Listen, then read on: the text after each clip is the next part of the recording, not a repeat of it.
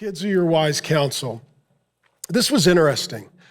Donald Trump won the election. I don't care if you love him or hate him, I voted for him. Donald Trump's Gen Z son, Barron, is serving as his unofficial podcast advisor. Subtitle from ABC News, the 18-year-old is helping his father reach young voters as the election looms. So here's one of the reasons why Donald Trump won the election and why he got the bro vote and why a bunch of young men came out and voted and supported him. You want to know why? He listened to his son. How many dads listen to their sons? I had lunch with my two older sons today. My younger son is in college, so he couldn't join us. He had class. If you're a man, you should raise your children to be leaders. No, they're not all going to be leaders, but you should raise them to be leaders. You should raise them to have opinions and to make decisions and to take responsibilities. And if you do raise your children to be leaders, then you need to listen to them. Because as we get older, we don't understand younger generations.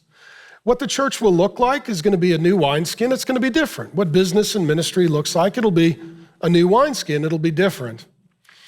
It's amazing. The reason that a man won the most powerful job on the earth is because he listened to his son.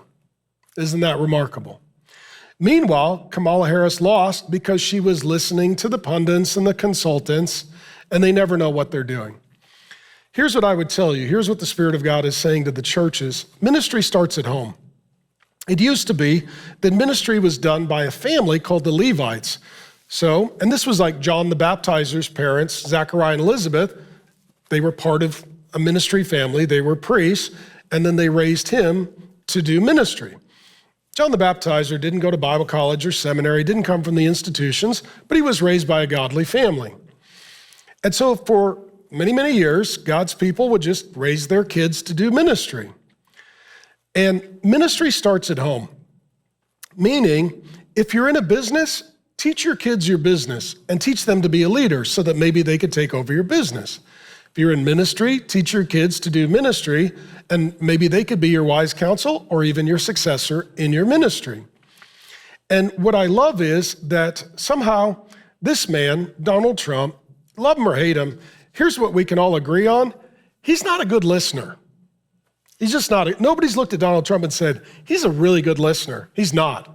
But he listens to his children. His children are leaders. His children speak into his campaign. His children speak into his administration. And his youngest son was one of the most influential voices in his ear, making strategic decisions that allowed him to pivot toward alternative media, podcasts, Theo Vaughn, Joe Rogan, others. He did all of that because that's what his son said to do. What does that tell you? Sometimes those of us who are older, we need to listen to our kids. Sometimes we need to say, you know what? They're grown adults now. They have opinions. They have convictions. They have perspectives that we need to at least consider and hear.